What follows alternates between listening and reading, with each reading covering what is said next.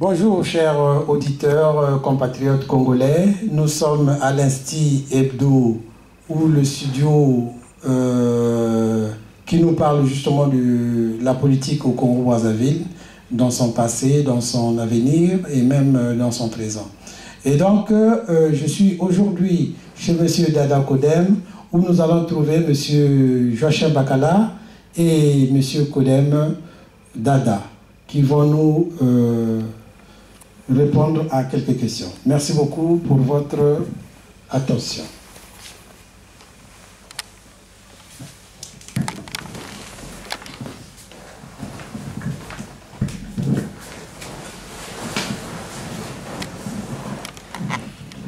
Alors, oui. Monsieur Dada, bonjour. Bonjour, monsieur. Écoute, je suis très content de me retrouver chez toi. Hein. Nous sommes connus déjà étant que dessinateurs. Ouais. Bon, c'est comme on dit, moi, tu es tout. Bon, de toutes les façons, tu as vu donc, nous voulons... Voilà. Donc, on ne peut plus se cacher. Nous sommes là pour essayer de répondre à quelques questions qui vont venir de par-ci par-là concernant notre combat pour le Congo-Brazzaville.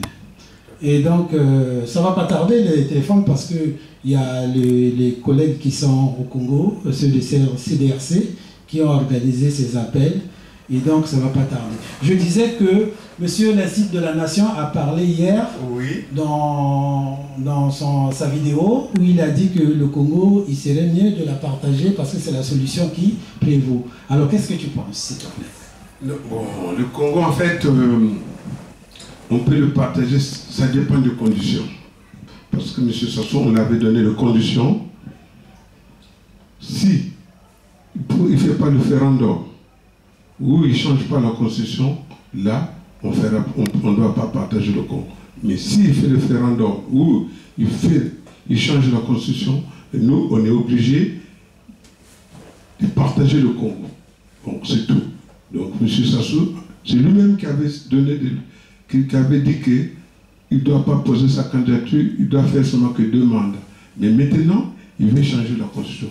Ça, s'il change, nous, on partage le Congo en 2 parties. Nord Congo et Sud Congo. C'est tout. Oui, mais cette idée-là, justement, Monsieur de la Nation a expliqué que cette bagaille qui continuait à subsister à Brazzaville faisait que du mal à tous les Congolais et Congolaises. Hein? Et donc, on pense que c'est toujours bien, mais il y a bien des questions qui se posent parce que les auditeurs ne sont pas toujours avisés. Hein? D'abord, il y a certains qui pensent que quand on parle du Sud-Congo, c'est le pôle, alors que ce n'est pas le pôle normalement. Non, quand on parle du Congo, c'est pas le... De l'État du Sud-Congo? Non, quand on parle de l'État du Sud-Congo, ça veut dire qu'il y a 5 régions. On est d'accord? Oui. Donc il y a 5 régions. Sur les 5 régions, ça veut dire que c'est le Sud-Congo. Au nord, il y a aussi 5 régions. Ça veut dire que c'est le nord du Congo. Le téléphone sonne déjà. On va répondre à ce téléphone. Voilà, merci. Oui, allô?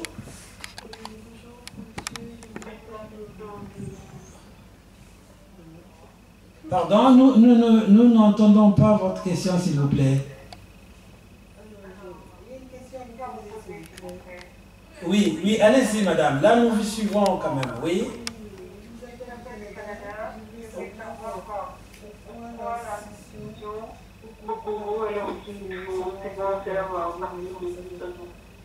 Ah, bon, tu as suivi la question de cet auditeur. Oui, mais...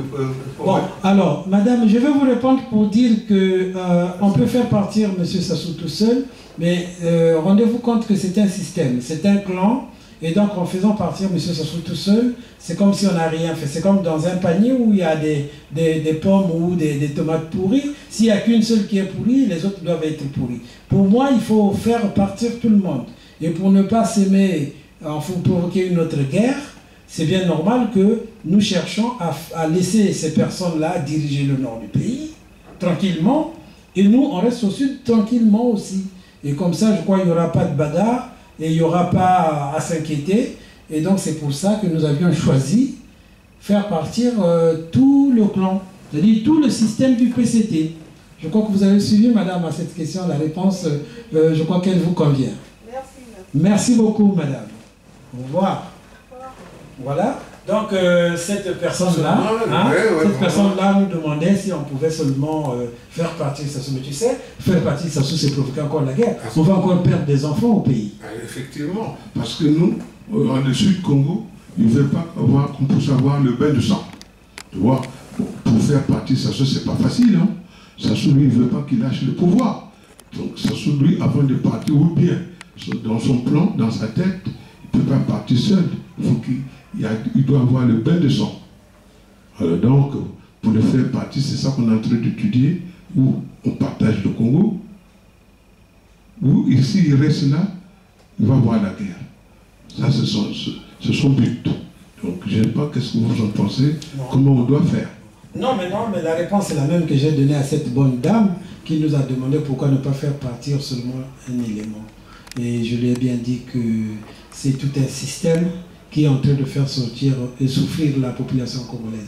Mais j'avais aussi une question, peut-être pas, mais un éclaircissement sur ce qu'a dit M. l'Institut de la Nation. Il dit, pour lui, Brazzaville appartient à l'État du Sud-Congo. Hein? Il dit même que c'était mieux que ce système de PCT puisse améliorer le Nord à l'époque, au lieu qu'ils appellent tout le monde de venir à Brazzaville. Et encore, qu'est-ce que vous pensez quand M. Sassou dit aujourd'hui qu'il y a le chemin d'avenir, ils sont en train d'arranger le pays, qu'on le laisse continuer, alors qu'ils pouvaient arranger le pays bien avant, 32 ans, il n'a rien fait. C'est l'hypocrisie, ça. Depuis ce temps, ça fait combien de temps qu'il est au pouvoir? 32 ans ou 34 ans? Mais le chemin de l'avenir, c'est en 78 ou 79 qu'il allait continuer à faire le chemin d'avenir. Mais maintenant, son fin de mandat, il commence à dire qu'il va faire le chemin de l'avenir. Mais c'est impossible, il peut pas faire. C'est impossible de faire le chemin d'avenir. Nous, on veut qu'il s'en va. Le futur président, il va faire le chemin d'avenir. Lui, comme il a raté son chemin d'avenir, lui, maintenant, il a le chemin de départ. Ah.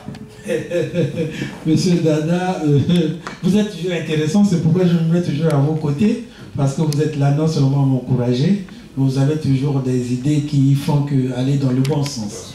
Voilà. Mais il y avait aussi des gens qui disaient que M. Sassou Nguesso n'était pas congolais. Oui.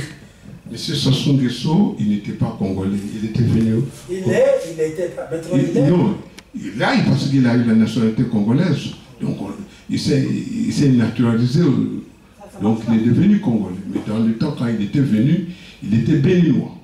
Donc il était arrivé au Congo à l'âge de 7 ans ou 8 ans. Et à 14 ans, c'est là où il avait tué son collègue à la pêche. Donc, mon point de vue de moi, Sassou, il n'est pas congolais, c'est un béninois. Donc nous, quand il va quitter au pouvoir, il faut qu'il reparte au Bénin. Ah, on a un coup de téléphone. Tu peux prendre, ça doit être encore un appel. Allô? Bonjour, monsieur. Bonsoir. Oui, c'est une. Oui, madame, vous dites? Pardon, on n'a pas suivi? Oui. Aux États-Unis. Oui, les États-Unis. J'ai une question à vous poser. Oui.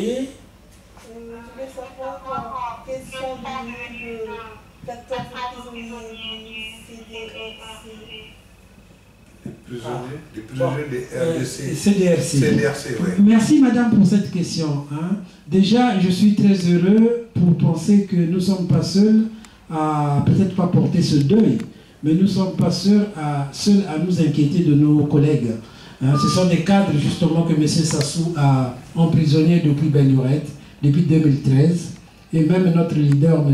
Modeste Boukadia, il en avait eu, suite à ce procès macabre, peut-être pas, mais en tout cas, un procès falsifié comme ça, sans imaginaire. Notre leader avait pris 30 ans de travaux forcés. Vous vous rendez compte? Il n'a rien fait, il n'était même pas rebelle. Voilà. Mais donc, comment on peut lui donner un travaux forcé? Pour quelle raison? Voilà. Il avait eu 30 ans de travaux forcés, tout simplement parce que le CDRC, qui est notre parti, avait demandé simplement que le pays soit arrangé en mettant en place un gouvernement d'union nationale. Bon, alors quand vous nous demandez où sont allés ces prisonniers, bon, aujourd'hui nous sommes heureux, Dieu merci, parce que l'affaire est aux mains de l'Union européenne. L'Union européenne, parce qu'il y a eu des plaintes qui sont allées aux États-Unis, enfin aux Nations Unies, et après c'est revenu en France. On a déposé au niveau du tribunal de grande instance de Paris, qui a transmis le message à l'Union européenne, parce que déjà le courrier qui revenait de l'ONU demandait à M. Sassou de libérer simplement et purement ses prisonniers. Bon, il s'est entêté, jusqu'aujourd'hui il s'entête.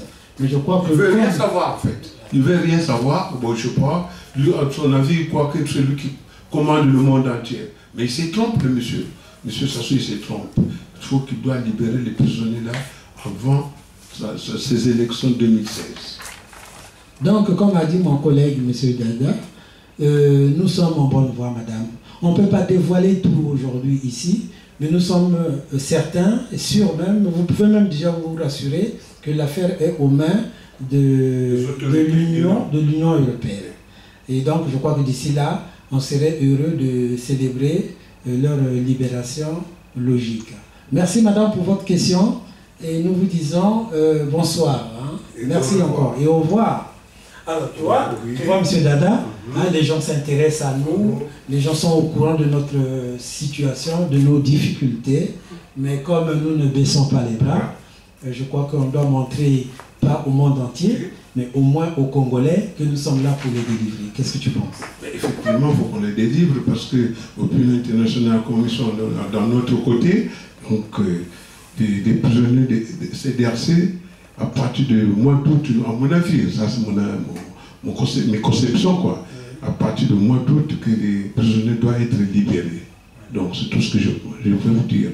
Et bon, et puis je dis aux auditeurs, que ceux qui téléphonent, que ceux qui sont à notre écoute. On a encore un appel. Oui, allô? Oui, allô, bonjour monsieur. Bonjour madame. Là, je voulais savoir comment seront les couples mariés une fois que le Congo se partage en deux. Bon, attendez, je vais vous répondre à cette question par mon collègue. Ne quittez pas madame surtout. Et bonjour madame. En fait, le couple de deux côtés, c'est simple. Ça veut dire que, je vous donne un petit exemple. Monsieur Sassou, il a des enfants qu'il a fait avec une Zaïroise, ex-Zaïroise Congo démocratique. Bon, ces enfants-là, comment qu'on s'appelle, des Kiki, des Claudia, tout ça. Ils ont choisi le Congo, Brazzaville. Donc, comme votre enfants, eux aussi vont choisir où ils vont choisir au nord, ils vont rester au sud. Donc, ça, la réponse est simple. Donc, je vous passe, monsieur le présenteur.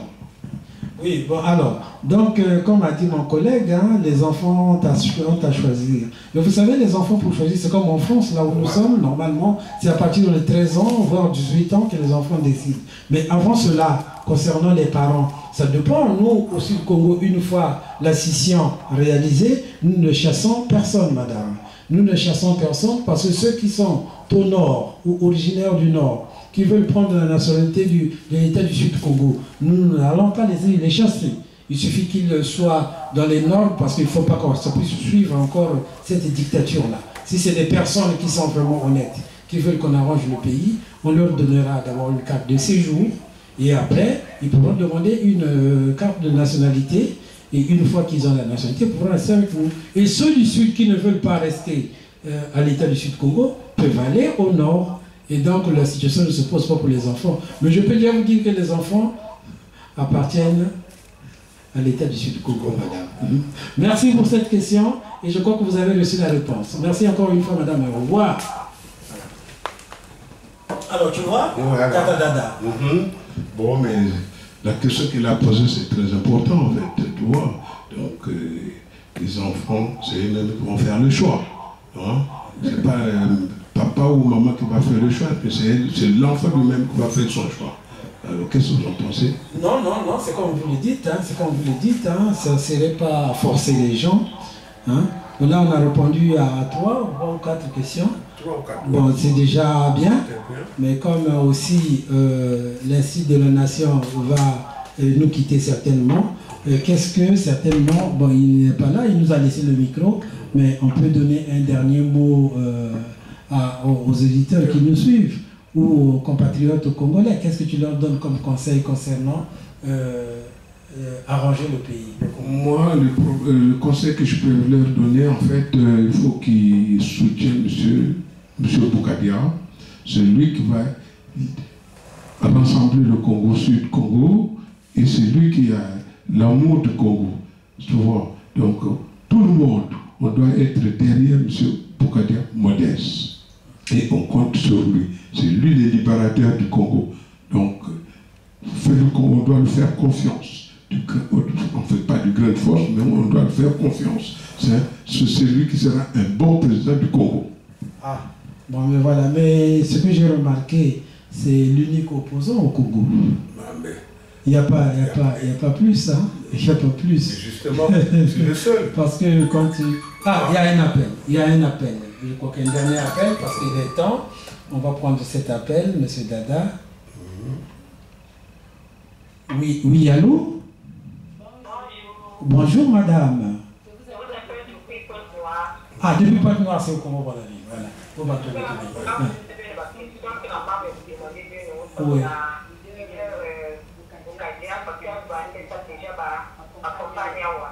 Oui.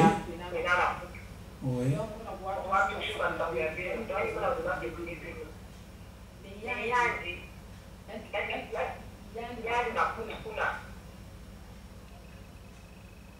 Oui, madame, nous vous suivons. Oui.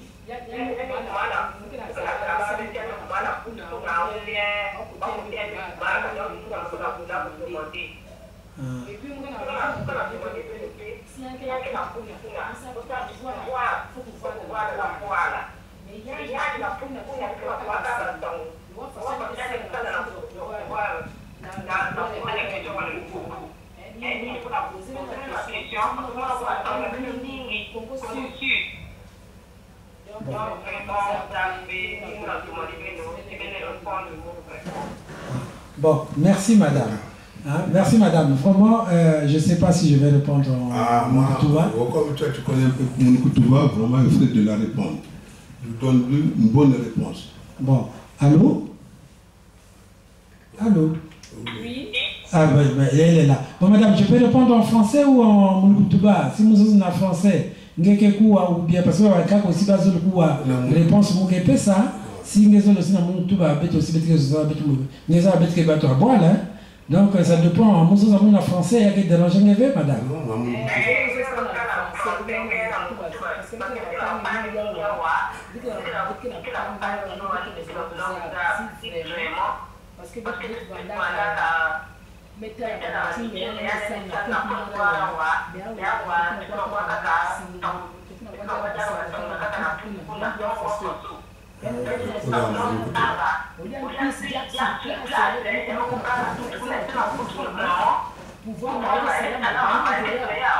Ah, bon.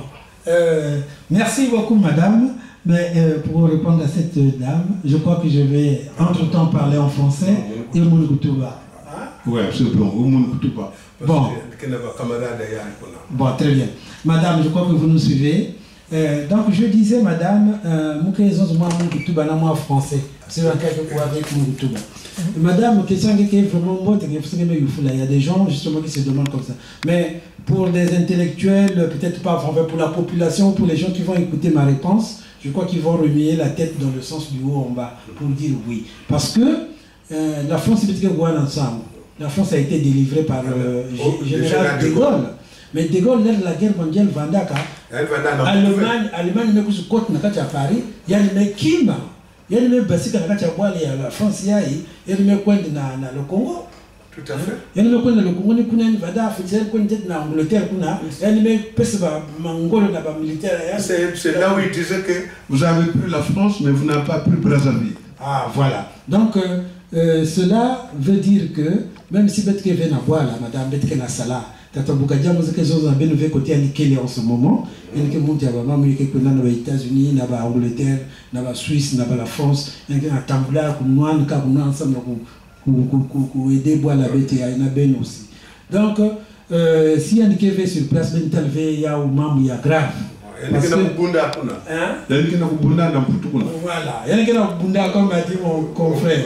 Donc il y a qui il se bat justement pour que non seulement que Sassou puisse l'écouter, monsieur Sassou l'entend d'ailleurs, et il a écrit des courriers à l'ONU dont il a reçu des lettres favorablement dans la libération de ces prisonniers, dans la promesse de libérer le Congo. Donc, dans 2016, moi,